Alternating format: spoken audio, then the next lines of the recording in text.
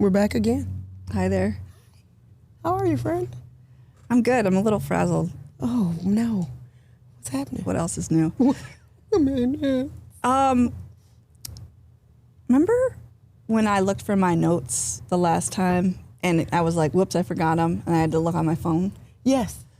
So I was very good today, and I have notes. Mm-hmm. And I like them a certain way. Like I like a index card size. Mm-hmm. I've been using envelopes because it's a similar size. So I have several notes, and I leave them. Should be okay to leave things on your bed. I left them on my bed as I got ready, and then as I'm trying to leave because I had a webinar on, I'm running late. Of course, my 8 and 10-year-old had been wrestling on my bed for like 15 minutes. I'm not even thinking of it. And I mean, every time I come out, someone's in a headlock, and I'm like, make sure you tap if something hurts, say it, like that's my parenting. And then I come back and I'm trying to leave. I'm like, where are my notes? And they're like, and I'm like, where are my notes? And 2 were underneath them. Oh. And just, and 2 were under the bed. Okay. Yeah. Okay. And they were so far under the bed, it took like 5 minutes to get them out from under the bed. So, I mean, far be it for me to point out the plus sides here. At least they're wrestling on the bed, so it's a soft surface. Yeah. Lessens the likelihood that more bones are going to get broken. Yeah, if they stay on the bed, yeah. I think one of our friends, her hashtag online is Life with Boys. Oh my God. Yeah. It's like... It's a thing. You just... I actually yelled. I mean, I do a lot of the yelling of like, knock it off, like that kind of, I kind of yelled a little bit today because let's just say the fact that summer is here is starting to feel very obvious to parents. Like, okay, we're into this now, despite the fact that the weather's been garbage. The children are already. The children are outside. Yeah, they are with you a lot. How's your summer going? It's going good. I've had a little bit of work travel, a little bit of personal travel. Went to Chicago for Juneteenth. Oh yeah. Somehow found myself at the Obama Library. Oh. Not planned, so we didn't have tickets or anything. But oh my gosh, the camp it's gorgeous. Like the building is very majestic. The courtyard. Mm-hmm. There is a water sculpture dedicated to his mom. There's other art around the campus. So it was just really pretty. And the weather was perfect. We went to a beach club. We went to a block party. Wow. It was just very... you hit all the bases. Yeah. I mean, Juneteenth in Chicago is a good idea. I love hearing this. Yeah. This is something I didn't know. But between this presidential library and then your recent encounter with George Bush and Bill Clinton in Grand Rapids, you're basically like becoming our presidential historian in residence. Yes, let's say that. Also, since we're talking about George Bush and Bill Clinton, one, I got my picture back, so we may have to pop that up and show evidence of me meeting them right after the Tequila Shaquila moment. But I just feel like I should have said this on that episode that George Bush, President Bush, is famously sober. Yeah. So, the joke about liking tequila was just that, a joke and not a real thing. Yeah. But I think most people know that, but it's a nice caveat. It's also more of an expression even of like how silly and funny he is. He made it you can imagine, again, I'm just a regular person. Meeting 2 living presidents is definitely a privilege. And I was awed, and he made it a very light moment, which was nice. So yes, I might be your presidential historian in residence. That could be a title I take on. Sure. Yeah. Let's keep it going. So you've got a little summer started. I'm just pretty much 60 degrees rainy and disciplining children. Yes. My middle one did go for summer camp for a week and it was cold the whole time. But I have one funny quote from him. He doesn't say a lot. I mean, says less than the others, and but he's always been the one who he doesn't play with girls. Even when he was little, he's a boy's boy. Okay. And he's going into 5th grade. They have their cabin, and they have their sister cabin, which is the girls. And I'm like, so did you make any friends in the sister cabin? He's like, no. And I'm like, well, why not? And he's like, they're just toxic. Oh. Oh, you say that now. Yeah. And I bet by 7th grade, this may change. I know, but I love that was his one. He's like, just toxic. It's too much. Okay. Yeah. So All right. They're toxic until they're not. right. That's my one cute kid quote. So we have such a fun lineup today. Yeah. I'm excited. Our first guest is a Michigander. Michiganian. Michigan. I don't care. My God. Pick a lane, it's fine. Throwback to Chad. Michigander. Basketball player. Former. Lobbyist. Candidate. Dog dad. He has a lot of things, and somebody that I don't know well. Yeah, but we don't get to know him today, though. Yeah, but there's a lot of interesting things about him, so I'm glad we get to talk about him. We had a gaffe. Yeah, that's why we're giggling. And this is not the crew that's going to be firing off like basketball questions, like deep cuts about, remember that 3-pointer versus Gonzaga or whatever. We're not, that's not what we're here for. Not talking about the sports ball. Maybe I hope that's okay. Oh, I think it'll be okay. Yeah. But let's bring in Jon Horford. Come on in. And we're doing this on camera. Yeah. Yeah. Because walk on.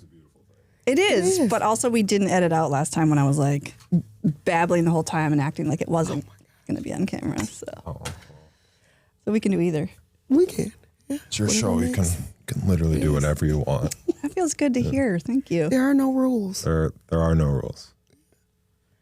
Or we get to make our own ruls.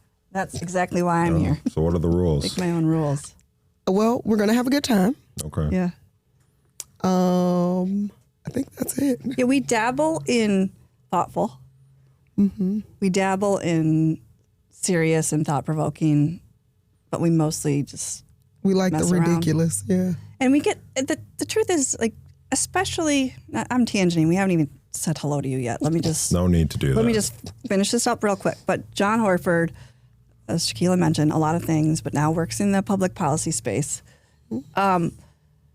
We spend our whole careers representing other people's positions and having their talking points down. And how fun is it to just be able to talk to you about you? That's my tangent. That's for you to decide. Well, we invited you. We went to get to know you. And you're right. Like, so much of what we've done is representing, your clients or your bosses or whatever. And not often do we like get a few minutes to say like, well, what are you watching right now? What's your, what concert are you looking forward to? Right? Like it's always work. It always comes back to, but I got this bill. Yeah. Right. And for once, So we don't welcome. talk about any bills. Thank Welcome. you. Thank you. Beautiful studio. Thank you. Lovely. Yeah, it really is. I'm partial to it. Yeah, I've driven by it a million times. I had no idea it was this nice inside. Well, Yeah. thank you, Craig. Compliments for you. Yeah. But thank you for coming. Yeah, thank you for having me. Yeah, and no pressure to talk about sports. I'm actually not a big sports fan myself. That is very interesting. That's interesting. Having worked for another, former athlete, also not a big sports watcher. And I'm like, really? Because it feels like, the sports balls would be, but okay. It's a means to an end. Yeah. So let's get into that then a little bit, like get into it so that we don't get into it too much because you're kind of saying you like to talk about sports, but like it's not your favorite thing. I can talk about sports. But You can, of course. If I'm choosing the conversation, it's almost never going to be about sports. I think we can probably relate to that on some other Yes, things as well. yes. So you grew up near Lansing. Yeah. I'm from Lansing. Went to school in Lansing, born in Lansing. And then we ended up doing school of choice out to Grand Ledge Public Schools. So just outside of Lansing, just west of Lansing. So where you have a lot of siblings, is that right? Yeah. Tell us how many, where you are in the mix. I'm the second oldest that I know of. Okay. That's a great answer. Yes. Second oldest that I know of. Okay. Yeah, and there's 6 total. So gender below you? It's Al, me, Anna, Maria, Myra, Josh. Okay, so baby's a boy. Yeah, baby's a boy. And Okay. sisters. Okay. Yep, and then sisters, 3 boys, 3 girls. And so Al, your brother, who Yes. I'm sure a lot of people want to talk to you about your brother who's in the NBA. And Almost every day. we will not touch on that a lot either. We'll Yeah, probably but you knew. We will, yeah, because I have a 17-year-old boy in my house Yeah, in that's 2K, fair. and I know way more than I should about yeah, a lot of that's stuff fair. in basketball. But Al's how many years older than you then? 6. Okay, so you're kind of like the oldest of. I mean, he left the home right when you were still. In middle school. Yeah. I mean, oldest in some other ways as well. Yeah. So Al's the oldest, but I think when we were growing up, I feel like I had more responsibilities than a lot of my other siblings. Just to like watch the kids, cook. What do you things attribute like that to? That he was.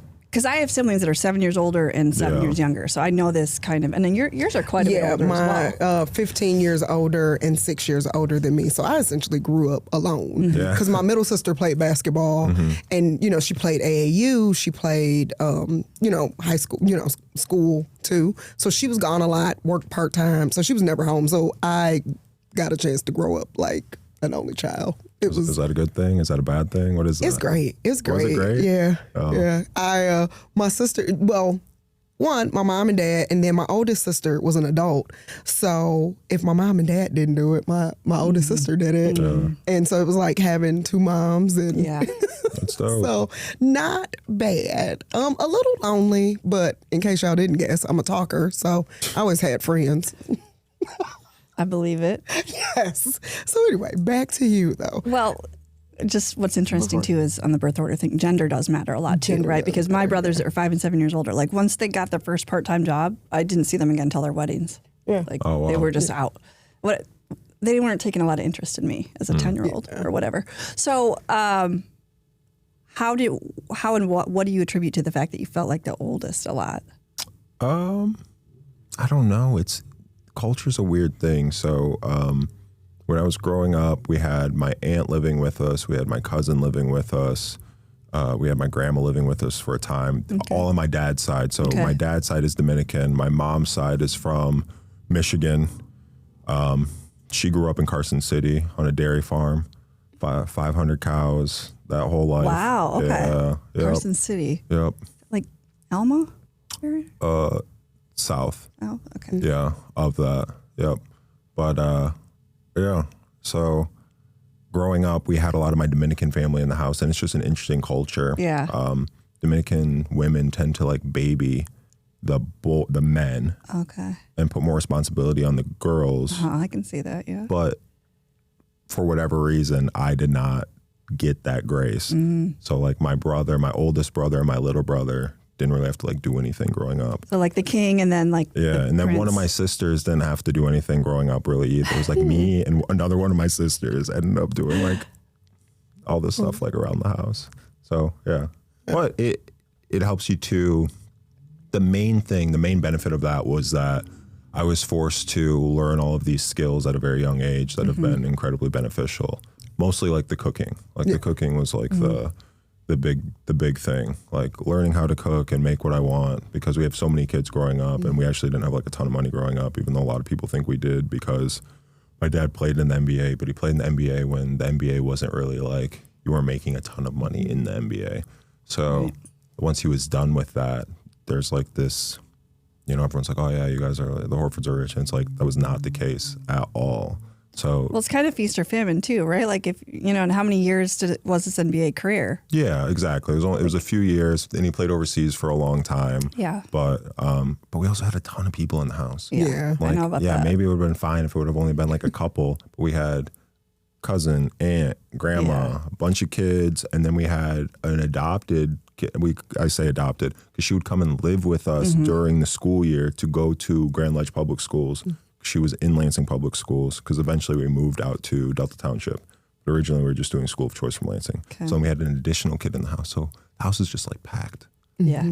with kids. But it's terrible and it's fun at the same time, Yeah. because then you always have people to like play with and lots of like games growing up and fun stuff like that, but lots of drama just because there are so many humans Yeah. in, one house. Yeah. I tend to like the chaotic energy, but it's not for everyone.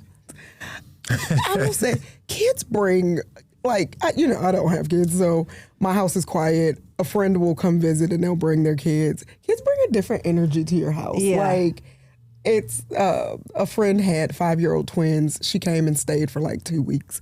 And the house was so quiet when she left. Like, girl and boy twins, the girl would try to sneak into my makeup and, would be trying on my shoes. And it was so quiet when she left. I was like, oh. And then the boy twin would it was wintertime and they were from Florida. And he was like, I'm going to go chop wood for your fireplace. They always fantasize. It's a very, he was like, no, Auntie, you need some wood for your fireplace. I'm like, what? But then when they were gone, I was like, oh. Yeah. I mean, kids are like your home growing up and my home now. I mean, life is very alive. Yes. And I would say it's like a high cost, high benefit thing, right? The amount of stuff that at any given time my house is broken, I can't find, like moments I don't have for myself to do essential things, but also the laughter. Like, I'll give one more quick anecdote and we'll back to John, but remember how last time I have the kids ask me these crazy, bizarre questions. And so I asked our last two guests, ones that they randomly asked me. One was like, are fish happy when it rains? Stuff like that. Well, I was thinking this week and I'm like, they haven't said anything good to me this week. So I was like, William, come here. And I was like, you got any questions for me? Maybe like 1 or 2 questions. Like, you always ask me a lot of good questions. I was like, and I want to be able to ask. And he's like, how much did that lamp cost? And I'm like, I can't use that, but like I died laughing, He's like, how much did that lamp cost? I'm like, that's what you want to know from me right now. Okay. It's genuine. What's that? It's genuine. It is. And I'm like, of course I had no answer for the question. And then, and he's like, what? I did what you said. I'm like, never mind. But they always have me smiling and laughing. So then your brother, I assume, started his basketball journey early, and then, but how you had your own, and you were obviously pretty successful as a student, or let's just say there's not too many high schoolers, right, that were doing what you're doing, middle schoolers that were doing your level of play. Yeah. So my point is, you're kind of doing that and carrying, like, you're like, hey, the salmon's up, and now I'm going to go shoot whatever, free throws. Whereas your brother kind of maybe got more of just like the glide path of like. Yeah, but you don't necessarily, I didn't even think about it like that at the time. I'm not trying to bait you into being resentful. I'm more saying like you carried a lot, right? Like, so you kind of did both, like. Yeah. But I mean, it's, like I said, those are skills that are like valuable to develop. Yeah. So it ended up being, an experience that was worth having, even though at the time I was like, this doesn't seem quite fair. Yeah, sure. But yeah. So, being the family cook, are you still the family cook? Are you still the household? Yeah. What's your specialty dish? Specialty? I mean, I can make anything. Okay. I can make anything. I don't know. Yeah, I do all the holiday meals. I mean, I still cook every single week.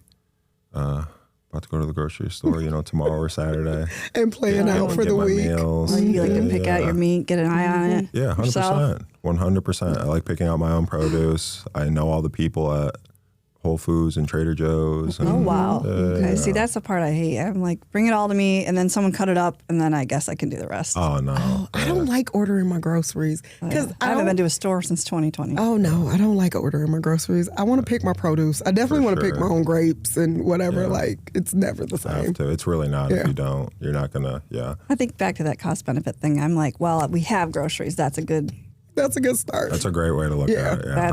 And you have growing boys. I mean, it's getting eaten, whether the amount of food they eat. Yeah. Totally. So not to like pigeonhole you on the basketball, but the question is like, did you love it? Like no sports ball. No it's sports like ball. all sports ball. No, I want to get through this thing of like. I'm like, what do you like to cook? Next, I'm going to ask you traveling questions or reality show questions. My brain is like at least a tiny bit linear, where I'm like, let's just catapult out of kind of John was on a basketball journey, and then John now can just be John. Like I just want to catapult out of that. But I was a gifted musician as a kid, okay? And I had people pressuring me all the time. What'd you play? I played a lot of things. I played the piano. I played the cello. I could play the violin a little bit, the oboe, the clarinet. And at least one or two of those instruments I was quite good. But the main thing is like I could play by ear. So whatever, people, that's a big deal. But I didn't love it. Like, is that your relationship with basketball? Like you had the skill, but you didn't love it? I didn't have the skill, really. I was very untalented when it came to basketball. I had to work extremely hard to be mediocre enough to get a scholarship to Michigan. I mean, you're putting yourself on a bracket of a scale of talent that is. I was gonna say, I think your level of mediocre is still light years ahead of the average. If your brother's, I guess, the but it's baseline. not like but it's not like it wasn't like a talent thing. It wasn't like I just picked it up. It was like I was never like great at it automatically. Like everything I did. You had to work at it. You had to work at it. So did you love it then? Yeah, I did. Okay. I did. Okay. I like competing. Okay. I like challenges. I was probably a little unhinged. I mean, I know there's still like probably referees and people just in the general area or state of Michigan that are probably like a fucking psychopath. Ooh, we get it. You gave me an opening. Do you know where I'm going to go? Yeah, go for it. You know where I'm going to go? No. We're not going to get into it, but the only overlap. John and I have never talked about this. We've really never talked about anything, but yeah, yeah, it's true. we do have our paths did cross once or twice. Ours did? I was a member of the Grand Ledge School Board when I was 25. Were you? And you were a student / athlete. Yeah. Oh my God, such an amateur move. And you, on at least one occasion, were a little bit naughty. Me? Yep. I can't think of what I did. I never got suspended. No, you definitely didn't. Yeah. No. But I heard your name. Did you? I did. Oh. I have so many questions. Yep. How did you end up on a school board? You were on the Grand Ledge School Board? At 25? Yeah. Okay. Guys, I did a lot by 25, like a bunch of weird stuff. But I had a baby and I was like, and I think nobody was running. I think it was like an empty thing. Maybe someone else threw their name on the last minute. And I was just like, I'll do it. And, what made me qualified? Well, I was a parent. Okay. I had like a poli-sci degree and I knew like nothing, but I could, on paper thought I knew something. So yeah, I did that. I ended up being the secretary at one point. So my name signed every check in the district for all the employees. I don't know. Some people in Grand Ledge is there's a lot of great people in Grand Ledge. There really is. It's a bit of a gossipy, small town kind of thing. It is. Right? And a lot of that stuff is like blown out of proportion sometimes, but also, and I don't think I helped myself because I was hard on people, but at the same time, I was also like, I always had everyone's back. Yeah. But you saying that in general reminds me of this quote that my little brother Josh, he said someone came up to him one time and he was like, I always felt bad for John. And he was like, why'd you always feel bad for John? He's like, when Al came through, everyone in Grand Ledge wanted him to know, like, we got your back. We love you. Like, you're the guy. And he's like, and when John came through, everyone wanted him to know, like, you are not shit. Like you. Well, it's kind of like really mean. Yeah. I mean, it is what it is. But it's like, but it's still mean. Maybe, they've had a long career. Like, it's kind of like the Horfords won't reign forever kind of thing. Yeah. Maybe. I think it would be different if we had like massive egos, but we're all actually really laid back. Like, we don't rub it in anyone's face. We're not like super cocky. And you're like community people, right? I mean, your mom's kind of like a community person from what I can see. And like, for example, like I've been running programs in Grand Ledge and the Lansing area since I was 19. Yeah. So helping kids with like free basketball training, tutoring, getting them glasses, shoes. And then that's evolved into, and that was something I did in my off season every single year starting when I was 19. And that's evolved into what's called the Lansing Student Development Program now. We run it out of Don Johnson Fieldhouse. It's been there for 4 years. Still doing it? Yeah, we do it every day. I just came from there actually. But yeah, we feed the kids every day. We have tutoring for the kids. We have cooking classes. We have gardening. We have bus passes. We have basketball training, soccer training, tennis, volleyball, esports, strength conditioning, speed and agility, and everything's completely free. I love that. And since 19, it's always been free. Don't charge kids. like have always tried to give back, and the amount of like athletes we've worked with that have come like from the community, you know, starting in Grand Ledge has been like countless.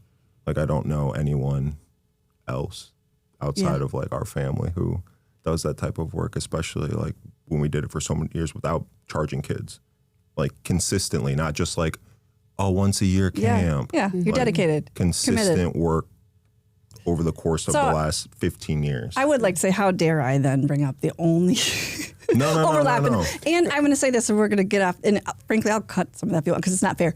But actually, the coach was in trouble for how he handled a situation with kids, and you are one of the kids. Okay? A situation with kids, and a coach didn't handle it right. Yeah. You yourself were not to blame for anything. So I do, and when I met you, I was like, he seems like a very, you're like a gentle person, you know, like is that weird? No, because I think I don't know. Like, not that I thought you weren't, but I'm just saying. Yeah. I'm just saying. Like, I've been impressed by your, you know. you have a soothing spirit. Let's say that. You do have a. You have a caretaker vibe to you. That's obvious. So when you say I had my teammates back and stuff, that I totally could see that. I could see you being the guy that when somebody was falling apart, like you were there for them. Yeah, I mean, and I just bring it up, and I think it's interesting to bring up because I think these types of stories are important because what someone hears and chooses to believe and then runs with for 20 years, because this was 20 years ago, which sounds crazy to say, but that was like 20 years ago. It's not necessarily the case. It's not necessarily reality. Totally. And I've never, like, knock on wood, I've never gotten in trouble. I've never gone to jail. I've never been charged. No, with anything, and I was implying that you were on that path at all. I know. You did say crime. Oh, I meant You did say crime. offense. No, that's not better. That's why I said demerit or no, a situation. Trust me. There's nothing worse than any of these that I don't see in my living room on a given day. You know, that's fair for sure. So fair. again, let me. House of Wars, I'm gonna rewind, whatever. But it actually is funny though because I was like, oh, I think I remember that name, and it was from when I was a long time ago. Yeah. I learned something about you every single episode. Like, you think, I mean, you know, you never really know a person. Like, my mom is fond of saying that. But I've known you for almost 20 years, Lindsay. And there's a lot of weird context there. I mean, Grandma same. school board member. Yeah, former school board member in Grand Ledge. And after 3 years, I had to resign because I moved out of the district. And apparently you're supposed to live in the district. Yeah, they do like that. It's preferable. Sounds right. Yeah, so, but one thing, when Shaquille and I were chatting about your resume is like you've lived in interesting places. Yeah, I have. And we're both travel people. Yeah. So what did you love? Like, where were you like, I could definitely see like live there? Or where were you like, this is whack the more you were? I didn't love, that's the thing. I'm more of a people person. So it's not necessarily even the location. It's like, what types of bonds did I make there? Were they meaningful? Like, what did I learn? Like, who did I connect with? So, I mean, you can say there are people everywhere I've lived. We've lived, you know, all over. Went to grad school in Florida, then lived in Ohio, lived in Europe. Where in Europe exactly? Belgium. Leuven. Yeah. It's sturdy economy over there. Yeah. I read about Belgium's economy. It's good. Yeah. It's fairly consistent too. Yeah, it's an interesting country. Everyone, they're impressive people, very, very kind people. Everyone speaks 4 languages, and that's like the norm. Yes. So you go out. Because isn't the national language like a couple different languages? It's not. Yeah, it's like maybe 3 or something. I guess it just depends on like where you are. Yeah. But I think everyone speaks like French, German, English, and I'm blanking. Yeah, I'll have to fact check my thoughts on this. But everyone speaks multiple languages, so it was super easy to like go to the grocery store, go to restaurants. Just super nice. I haven't really had, and I've traveled a lot. I've been through like most of Europe. So who were your people then? When you say it's all about people, like in the world or in the, like who were you like, these are my people? There, I really only got close with like one person while I was there. I wasn't there for a long time. Probably only like one person that I still am like kind of in contact with from Belgium. couple people from Ohio still, a few people from Florida. I mean, I think I've traveled more places than I've lived, probably, obviously. Yeah. So what's a place that you can go back to time and time again? Like, you're like, this is my place. Like, or have you found it I yet? really don't have that My place. answer is I haven't found it yet, so that's a fair answer. I have not. It is a found that fair place. answer. Yeah, I think about all the places, and maybe I think about where my mentality was at the time that I was traveling. Like the majority of my traveling was done when I was still playing basketball, so I don't think I got to fully appreciate yeah. a lot of the places that I've been. Like when I think about all the places I've been, I'm like, yeah, there's no way I fully appreciated like the Netherlands or Germany or Ireland or Italy or France or any of these places that I've spent time. So circling back, which I do, me and my wife travel like a good amount, and just making sure that I can like immerse myself in the culture more, like be more open-minded to like possibilities and historical significance of like where I am, and getting to know the locals versus just like, being a tourist. Being a tourist or just, keeping to myself completely. I think travel, in particular, travel with the goal of immersing yourself in the people, which is also how I travel. This is why I didn't really love Japan, because no one talked to me like anywhere. Yeah. I mean, they're so polite and kind and wonderful, but like the default is like you just dies down, do your thing, But I just think it's the antidote to so much bad thinking. Is going other places and actually, there's nothing someone can tell you that is like what you feel when you're somewhere else, and you develop like real respect for somebody that you were like, oh, ideologically they're socialists, or they're in your mind is something else. No, I agree. I mean, watching the World Cup and watching like Ireland go to Boston and them just being greeted by everyone. I've watched social media, and so many Europeans are like, people always said Americans are rude, and no one's rude. Everybody's super friendly. I think it's the same thing for Americans. Like, you're told that the French are rude or whatever. Yeah. And the first time I went to France, I was talking to two people, work people, and they were like, oh, the French are so rude. And I was like, I don't think that's true, but I had not been. And so I was open to what they were saying. Yeah. But I went and I listened to this like travel blogger or this podcast that the woman travels a lot, and she'll stay somewhere for like 6 weeks. And she had said, you just go in, you greet people, bonjour, and you let them know you don't speak French. That's it. And generally it's a pleasant interaction. That was my exact interaction. Like everywhere I went, when I walked in a business, bonjour, bonjour. And then they'd start talking, and I'd say, hey, I don't speak French. And they'd switch over to English if they spoke English.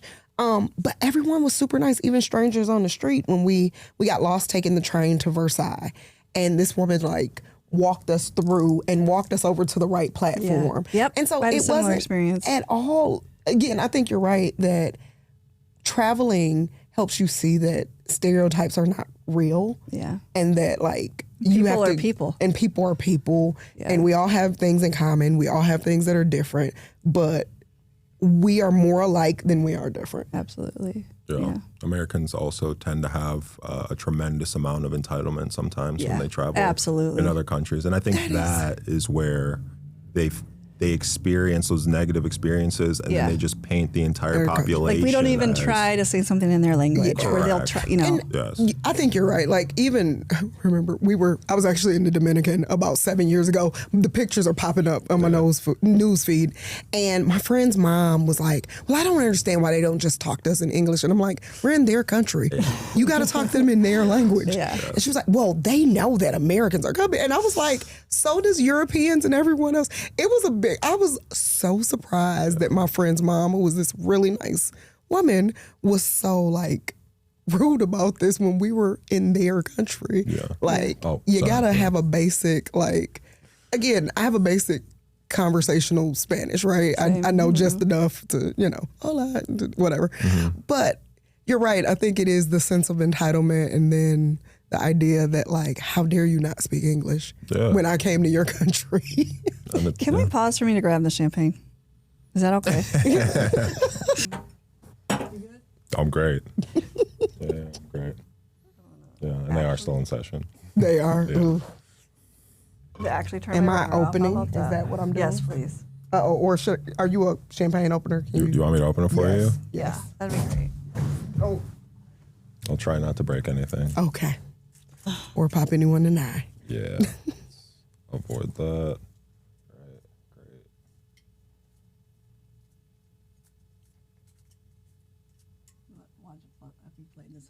So, oh my God. Well, That's why Thanks, Lindsay. Thanks, Lindsay. little black. Sorry. Sorry about that. No, Oh, it's, wow. I'm glad it wasn't one of us didn't do it. It'd be in her face. Yeah. Or might have hit John. I wouldn't have aimed it towards you. Yeah. Yeah. Tilt your cup a little bit, Lindsay. It'll stop the bubbles. It's one of those skills that I picked up along the way. Oh, nice. Pouring or bartending? Pouring. I've never worked in food service. Wait, are we back on? Or did we never? Okay, cool? we never. Did we stopped. never stop? We never stopped, probably. I never worked in food service, oddly enough. Well, it's because of my food allergies. Oh, but, yeah, I get that. I had a string of odd jobs. I worked for UPS. I worked for Frito-Lay for like a decade. Oh, yeah, you're a chip decade. stacker. Yeah. That was a long time. From the time I was 18. You still doing that on the side? Yeah, right. I should. I mean, they paid pretty decent money in the early 2000s, considering what a minimum wage was. UPS paid really well too. Yeah. So when the Teamsters used to visit me when I worked in politics, I'd say, I worked at UPS, which is the Teamsters represents the drivers. So, yeah. What's your oddest job, John? I guess my oddest job would be my first job was at a golf course that doesn't exist anymore. It's been reclaimed by the wilderness. By nature? Okay. Players Club over in Delta Township. Okay. Okay. So I worked at It doesn't Players. sound like anything in Delta Township should be called the Players Club. It It does doesn't not shock sound me like that a golf it did course not either, work but- out. But it was the Players Club golf course. I worked at the Players Club golf course. My job was to park the carts, like take them, put them back, pick up trash on the course, and then I would like collect balls and bring them back up. And I was very young when I did it. I was probably like 4th grade.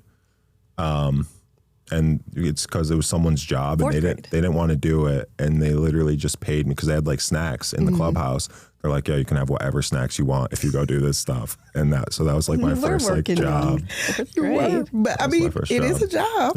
Yeah. So taught you. For Gatorade, Doritos, and then an assortment of candy every day. And I got to drive the golf carts, And which was fun for So 4th grader. Was like sweet. snacking, and you're a big fella. Something tells me you would put down a good a few amount bags of Doritos. They're probably like, wait, this is not working. Actually, Yeah, they're no, like, I the think- dude's paying himself $30 an hour in snacks. Yeah, pretty much. I think the only reason it probably stopped was because the person got in trouble for not doing their job and making the 4th grader who lived in the neighborhood right next to the golf course like do it. So, yeah. Fun. Now, you brought up just before this. I just want to go back real quick. Your wife. So she's an influencer. Is that what we call? Yeah, she is. And I have a very good friend. Again, I'm learning a lot. Yeah. Yeah. Oh, yeah, So a she very good is. friend who I feel like is almost the same class of Calla Raymond, who I feel like they have a similar kind of, maybe not exactly the same kind of following, but a similar. Yeah, she's health more and like wellness. cooking, right? She's more food, right? And it looks like Christina's is more exercise, more Fitness and fashion. fitness. Okay. Yeah. Fashion, yeah. And I don't. She used to come up a lot on my stuff and my algorithms. I'm getting weird stuff now. I gotta reset it. That's because it's what you're looking You're like, at. that's on you. That's what you're watching. Oh, the kids say you built your page brick by brick. You, Yes. you do. Yeah. You do. You do. Yeah, well, And that says a lot. She posts a lot less than she used to. I Okay. think. Okay, maybe that's part of it too. But I mean, I'm not with Cal all the time. She lives in New York, but I've seen a little bit of like what that's actually like. What in your mind are the kind of the coolest thing about that as a career, and some things you're like, good God, like, you know, this again, or Yeah, I think the coolest thing about that career is just the flexibility, the ability to work from home, the ability to work for yourself. Yeah. The ability to have a lot of control over like the life that you live. Yeah. the ability to write off like trips and things like that because it is work related. Because you travel, you get better content often, right? It's not like you have to take a break from work. Yeah, and then but the editing is so much work, and then just being under a microscope, and then it's interesting because she used to post more, and it's funny because the content she posts now is better than the content she used to post. But like at one point, like even her following on like Instagram was like over 1 million. But then she got incredibly like political about her post, and she literally lost like hundreds of thousands of followers. Wow. Yeah. Wow. And was the trade off like? Is she good with that at the end of the day? Yeah, I think she's good with that, and I think she didn't. I think she got a little sick of just being under the having microscope to be all the time. Yeah, because like I don't post anything personal on social media. Like no one could look at my social media ever and actually know anything really about me. Like I've done like podcasts, I've done multiple podcasts and things like that. And then just like for example, like on my Instagram, I don't think I've posted since I ran for state rep. Yeah. That was like 4 years ago, you know? So that is, speaking of the kind of the editing side of that, like I was with Kala for my birthday in September. And we're sharing a hotel room, and I'm taking a nap, and I hear like she's doing voiceover. She's like, "These delicious pumpkin spice muffins will da da da da," and then I hear these delicious pumpkin spice muffins. I'm like the 6th time into it. I'm like, "Is this what?" And the first one was fine, you know. What are we doing here? Like, but that's it. It was something probably wasn't lining up on the timing. But I'm literally there in half sleep. Like these all sound good. Like just move on. But they got to get it right. Yeah, they do. So the podcast thing with you, talk about that, because you're kind of a big crime guy? No, I'm not at all. Okay, because you were on this podcast for a while that was true crime focused. Yeah, I had a podcast with, I guess the connection is at GCSI we have a client, CACs, Children Advocacy Centers, and there is a prosecutor from the west side of the state, Myrene Cook, who works with the CACs, and we had her come in, give testimony. She was great. We connected. And she was part of the Bowman documentary, or I don't know if it's a documentary, the Bowman case, and there was a... Which case was that? I can't remember. The highlights, I can't remember Bowman's first name. I just remember his last name is Bowman. Basically, he adopted and killed like his daughter, and he wasn't charged for the crime for like decades after it happened, and then he was also charged for murder in Virginia. I think he murdered like his first wife as well. But Myrene was the prosecutor in that, and I can't believe I'm blanking on the name of the Netflix documentary. Actually sounds like something I haven't seen. So yeah. It's good. It's good. It was like one of the top ones on Netflix when we met. So that's why we like connected and started talking about it. And so you were more facilitating kind of that. Yeah, she was always like, I've always wanted to do a podcast, and I had done several podcasts in the past. So I was like, I know the people, like I can connect you. I was like, and let me see if my wife will do it because she loves true crime. Yeah. I actually don't care for true crime at all. But then we did a true crime podcast for like an entire year, where we were posting like every week, but then I had to do like all the editing, and it's just an insane amount of work to do all of the editing. So it's one of those things where it's interesting. It's like, do you keep going? Because the podcast was getting like more and more popular. We're actually to the point where we were able to start like monetizing the podcast. So it was, but it's too much work. Between lobbying and then also running the student development program. Yeah. And then, all the other things, the cooking, all the other stuff. I'm like, my brain was fried. I totally get that. And it's tedious work, like say, pumpkin muffin. It's a lot. Yeah, you guys having to do this. So I'm like always trying to like all of your guys' stuff. So I'm like, I appreciate what you guys are doing, and I understand how difficult it is. And it's so easy for people to like, if you really want to support, it's so easy to just like something. True. And I mean, that's the part where we're like, I didn't even have a Facebook until like a year ago. And then I really just like let my Instagram populate it sometimes. And Instagram, I mean, I've never been, I'm not a big social media person. Like I'm learning to the extent that I want to. You post a decent amount on your story. I do. I'm doing that. But I, you may say like, it's kind of like personal, but impersonal at the same time, right? It's pretty fluffy. Like it's a joke. It's whatever. It's an awkward moment that, but. It's surface level. Yeah. There we go. Yeah. You're not going to see me like crying and telling everybody what a hard day I had or whatever. Yeah.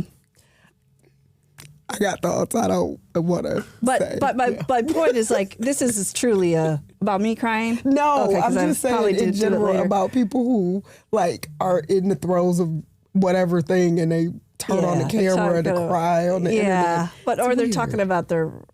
They're brave for that. I couldn't do it. Yeah, Well, or I mean, opportunity. but I mean, No empathy. there are real issues that people have, and they do bring it to our attention. Yeah. But There's this. It's all how it's done, the right balance. I shouldn't say that because I'm out there about some things that are pretty important to me and pretty close to my family, because I think it's valuable. And the reality is like this is how people find out about things now. Yeah, but on this effort, it's like the build a plane while you fly it thing couldn't be more right. Like the point is we got to figure out some of those basic things because that's just not something that like I've built for myself ever, and you just see how it goes. yeah, because I've always used social media really just for like almost like a photo album, right? Yeah. Like I take pictures and then the memories pop up and I'm like, oh, this is And nice. kind of sporadic, right? You might be nothing for 2 weeks and then you might. And then I'll post for 3 days and then you might not see me again. In fact, people around town used to say, oh, I knew you were on vacation because you were posting to social media. Like that's what I use social media for, like to post pics of, but nothing else. Usually maybe my mom's birthday or some family occasion or something, but I don't post anything about my life. Well, now, do you have any rules with your wife? Like, I mean, you let her post you whenever, like, because you're saying you don't personally do a lot, but Rules? No. Do I Not prefer rules. to not be in content usually? Okay. Like I hate pictures. I prefer not to be in content, but if she asks me to, I will be. And I've taken over the years. I mean, I take a lot of her videos and pictures and all that stuff. So like I assist her with all of those things, but I prefer to not be behind the camera. yeah, I get that. So that's Or in that's front of the probably camera. it. Or I prefer not to be in front of the camera or behind the camera even. You're like, I'd you rather should do find a none of professional. Like utilize a studio. Totally. Utilize professionals if you can, but it can also be costly. So Can we lighten up and play a game? Sure. My game. Do you have your questions? Oh, I do, Gabby? and you know. Yeah, because some we of my talked about notes this. I had to fight for my life to get handy out from notes. under the bed before we got here. Actually, there's some missing. I'm going to have to find them. But I love this Would You Rather game because people's answers give them a lot of context about like what they're into or like what I they're need to be afraid of. careful. I was gonna say I got a few calls about this whole kangaroo or a badger thing. Yeah. Well, like, we'll mix who it up a knew? little bit. Who knew that was such a controversial question? I wouldn't think that it would be. Oh wait, that's controversial. Well, I mean, just people had lots of opinions. Okay, not like how dare you talk about a kangaroo? No, that way. no. It was more people had opinions, strong opinions. All right. I'm like, okay. We'll start light then. Okay. Would you rather watch nothing but Hallmark Christmas movies or horror? Whatever the other thing is. We didn't even have to I finish. don't need the second one. I don't care what it is. I hate cheesy movies. Okay. Like they just eat my soul Yeah. alive. I kind of, if it's bad acting, it's off for me. Like I can't do it. So I'm in the minority here. So wait, I'm in the minority. love it. because the alternative was horror. Yeah, I don't watch horror, so I would. The answer was the Hallmark movie, even without knowing horror was the. But the I actually option. think I'm gonna have to agree with you. Yeah, okay. First of all, what is it? November 1st, and maybe it's even October 1st now. The Hallmark Channel turns into all Christmas movies. I had a roommate for a little while when I bought my house, and she loves a Hallmark movie, and so I would make jokes, but I secretly loved them. And I'd be like, let's see, which one is it? Is she a working girl in the big city who goes to the small town with the tree farm and falls in love with the tree farmer? There's like three plots. Or, right. Or is she saving the family business? You know, are they toy makers? Or it's always... You're going to watch it no matter what. So I am. My favorite is like...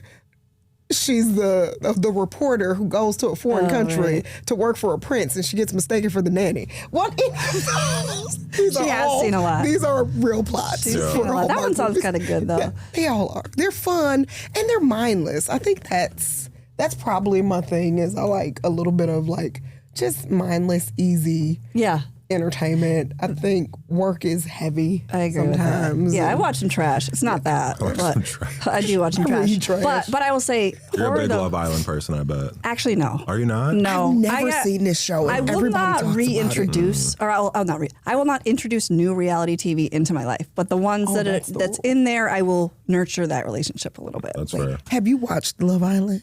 My wife loves it. I won't watch it. I can't. Everyone talks about this show, and I don't want to watch it, so I'm not opening it up. So, but I just feel like I'm the lone person on the planet that has never seen. You and me both. Okay, good. But as much as I like dark stuff, though, horror, I get scared, and then I literally won't want to go to the bathroom by myself at night, kind of stuff, like baby stuff. So, so I think I would have to choose. Oh. I'd have to choose the other one. Well, let's stay on Christmas for a minute as a job. Let's just say it's a seasonal job.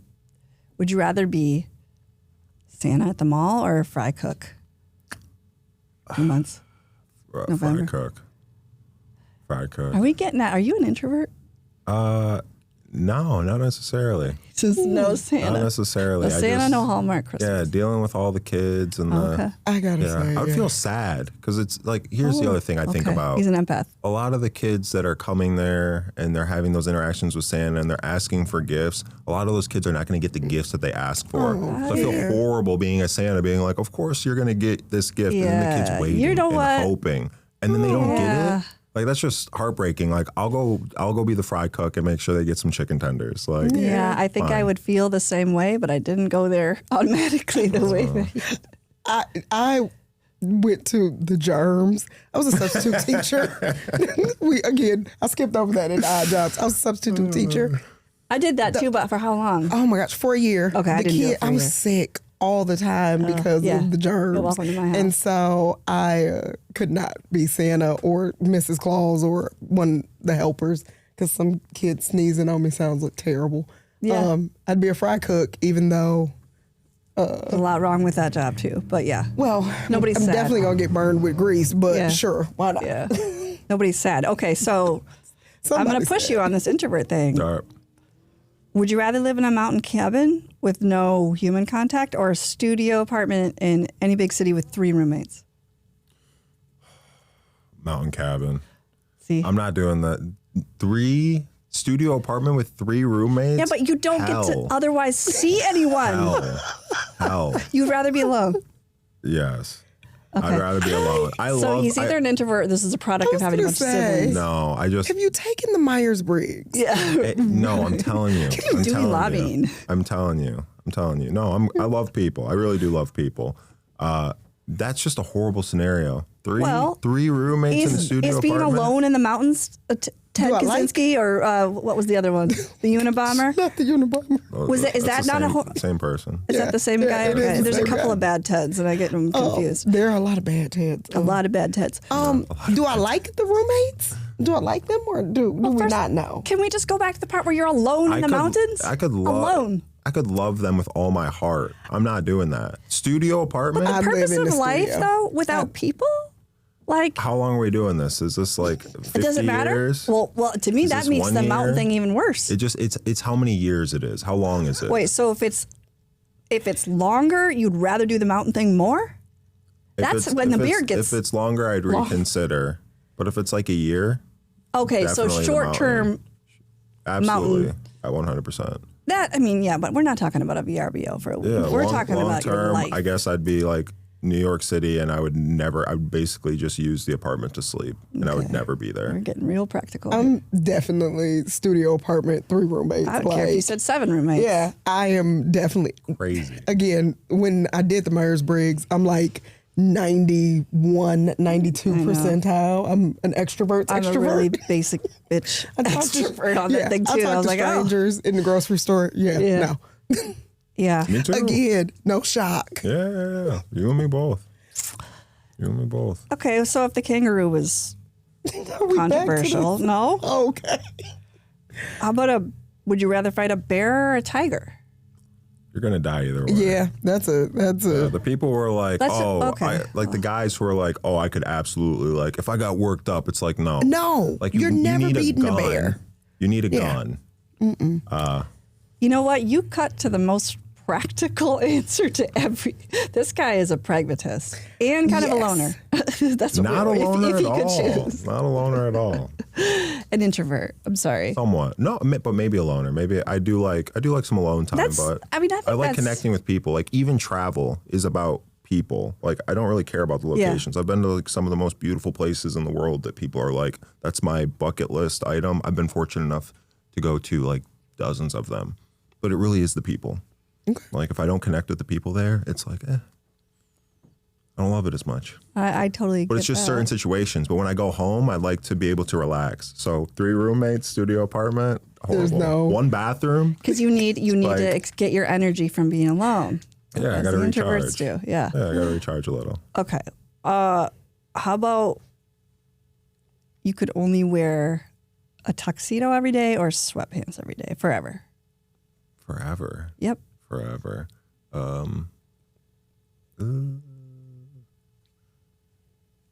Forever. Do I still have to go to work? You have to do everything that you have to do. It's forever. Yeah, you have to do everything. It's a life, a normal I life. guess we're doing the tuxedo. That's the right answer. Let's just say, I might come back with this question later, but let's just say it's a ball gown or sweatpants Oh, every day.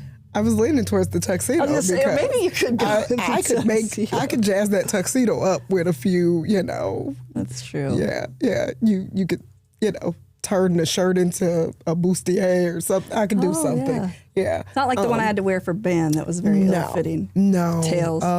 Although in my, at this age, I like soft fabrics, but I'd sacrifice and probably wear a ball gown or tuxedo or whatever, just so that I'd rather be overdressed than underdressed. That's where I was going to go. Yeah. The worst thing is showing up somewhere and being like, Yeah. oh my, I read this wrong.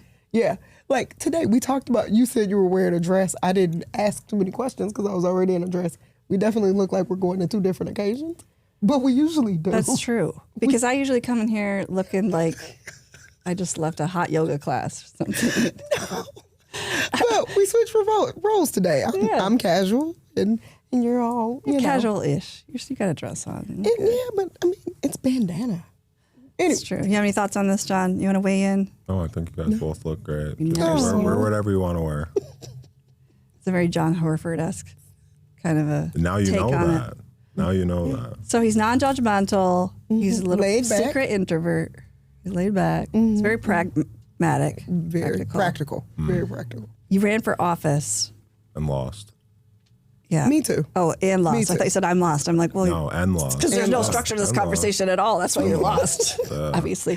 So out of the 3 of us, Lindsay, you're the only one that's ever won an election. Wait a minute. What'd you run for precinct? I delegate or something? ran for LCC Board of Trustees. Oh, yeah. Okay. Yeah. Well, Yeah. whatever. You're It's better off. fine. Did you lose by 25 votes? So, yeah. I didn't lose by many. It was close. You know what? I was all resolved. Sorry. No, well, anyway, doesn't matter. I voted for you. That's I appreciate that. yeah. Yeah. And I was all jazzed up to vote for you because I'd heard good things like he's normal. And, you know. I probably would have won if Lindsay wasn't going around Grand Ledge telling people I was unhinged. To be fair, That 25 votes makes I a think difference. I think I got like 80% of the vote Yeah. in Grand Ledge, so it wasn't Grand Ledge that It did me wasn't in. Grand Although I should have Ledge. probably got 100% of the vote in Grand Ledge. It was Couple my things neighborhood on that. for sure. Couple 'cause things. I live West Side neighborhood. West Side. So, I yeah. won the West Side neighborhood. Did you? I did. Okay. I did. I lost the East Side. Yeah, I lost the East Side. I was gonna say Emily lived in our neighborhood, I think. So so you know how bad the gossip is in downtown Lansing. The fact that you've never heard this from me tells you that I wasn't. I was not running my mouth. What? Well, I never heard it from you? I wasn't. You would have heard this, right? Maybe. I remember just a couple friends. I was like, I think I know that kid. And I was like, how is he old enough to be? Which the reality is, I was the 25-year-old school board member. Yeah. It's not like you were like, not, the 21-year-old candidate. Yeah. But I remember the lines are really weird with Clinton County, and then they changed. So I was all like, oh yeah, I'm totally gonna vote for this guy. People say he's like normal and good at policy. And then I went and I was like, well, that's not the right ballot. You were not on my.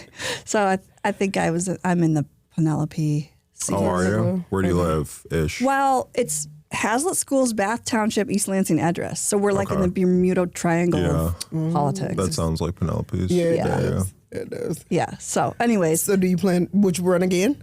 No. Not for no, I don't think so. Why? don't I think wasn't. so. I didn't mean. Would you play? Or what did I say? Do you play it? I meant would you? But yes, where are you going? Yeah. I guess I can't say I would never run again. I just don't know what I would be excited enough To run for. It wouldn't be State legislature. It wouldn't be a state legislature. No. Yeah. Yeah. And you realize, maybe I should say this carefully, but like as an advocate, you have a lot of influence. Meaning there are certain things you can wrap your hands around and work on as someone that gets to work in this space, regardless of being elected. Is it the same? I mean, sometimes I think it's much better because you. Oh, I think it's way better, especially for someone who likes to. I kind of like being in the background. I mean, I wasn't necessarily. Yeah, I was running, but I was mostly running because Angela and Joe really made me believe that I should be running. Yeah. Well, hey, I mean, you lost by 20-some votes. You should have been running, and you should have or could have easily won. Yeah. I think life is interesting, right? Like when I ran for the Board of Trustees, it was in 2018. Had I won, I would have resigned before I started the job because I couldn't work for the lieutenant governor and sit on a board. It's like it's an incompatible office kind of thing, right? As an appointee. And I think back on that and it's like life works out sometimes the way it's supposed to. And you don't feel that at the time because at the time you feel the big loss of it all. But I don't know. I feel like you've gotten to make differences in ways that maybe in the legislature you would have been constrained by, right? Like, so. Yeah, absolutely. Well, I mean, I'm out here doing God knows what, but running my mouth on something that is really personal to me. And like, I get to teach a lot of people about that thing. And I know it to be true and I've seen it and it may seem small thing to some people, but I wouldn't be able to do, the proximity to understanding how it works is a tool and then you still can have impact, No, 100%. Yeah. And I found that out pretty quickly because I'd never thought about lobbying one day in my life. Yeah. And then as soon as I lost, I got a call from GCSI. They were like, "Do you Come have on an over." interest in lobbying?" And I was just like, "I think I'm going to run again." And they're like, "That would be dumb. Don't do that." And I was like, So okay. do you love it? Yeah, I do. I do. Great clients. I've been able to bring on great clients. I have really good clients, really good clients, really good issues. Nothing I'm like morally opposed to. Yeah. Do you have any like special issues to you, like things that you get to work on or like working on in Lansing that are important? I got to be careful. There's just too all many. right. We're not going to talk You love foreign them policy. all. You love all I these. do. Any I do. like I niche appreciate weird stuff. I really do appreciate I really do appreciate all my clients. Anything weird, niche. I'm just saying something that means something to you personally. That like, even maybe it's not a client, but maybe it's something you're in people's ear about. Maybe all this athletic pay-to-play business, or maybe that's the last thing you want to talk about. But Although I agree with NIL. Yeah. When I was in college, we actually was part of a group that went to the NCAA and tried to get the amount of money, like our stipend basically, raised. At the time, it was like $1,300 or $1,400 a month, something like that. But living in Ann Arbor, right, That's nothing. it's like gone quick. So we were trying to get it raised $1,000 a month, and the NCAA was like, haha, you guys are greedy. How are you all not? This is what I want to know, because like I remember knew Matt McQuaid a little bit, like. And through Cal. and my kids were the ring bearers and the wedding and stuff. But like going to MSU and seeing him on a poster that was like 5 times his actual size, like how are you all not really pissed that other people are like? Or is there a scenario to get any of this, like those of you that didn't get paid, I guess, and now. But at the same time, you have to. It's a different time. I don't love that mentality where it's like, oh well, I didn't get that, so you shouldn't get that. I'm not saying either. It's right. It's a beautiful thing that they're getting compensated. It's a beautiful thing that they can get paid. What they're providing is a valuable service. Like they bring money into the university. Like there wouldn't be money going to them in the tens and hundreds of millions of dollars if they weren't worth that. I get that. Yeah. My point is it's a mature perspective for somebody who did that and didn't get paid to be like, this is the right. There's probably a lot of people that have some resentment over it. Yeah.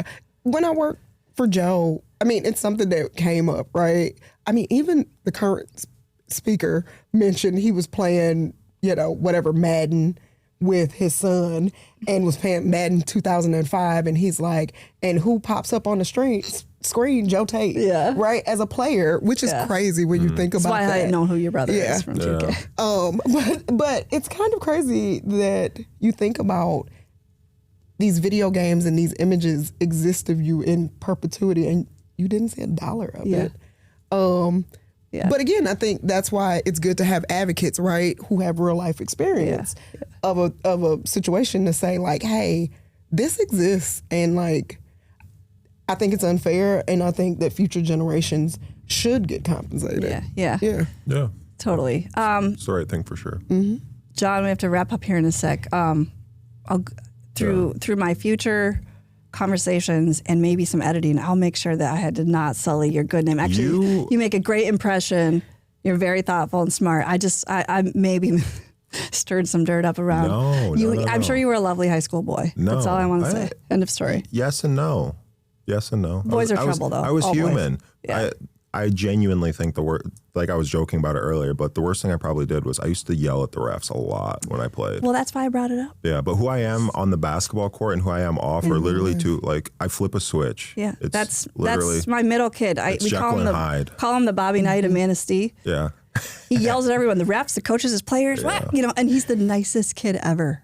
It's like we had to get him in therapy just for that. And finally we're like, this is a lot once a week.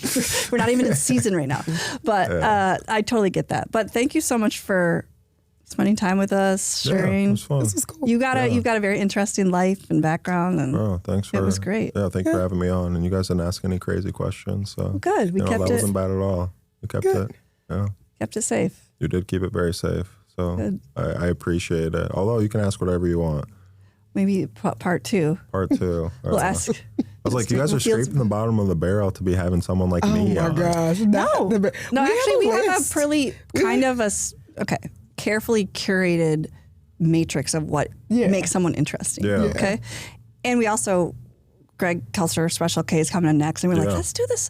Like, we're not going to talk about basketball that much with him either, but it's, I don't know.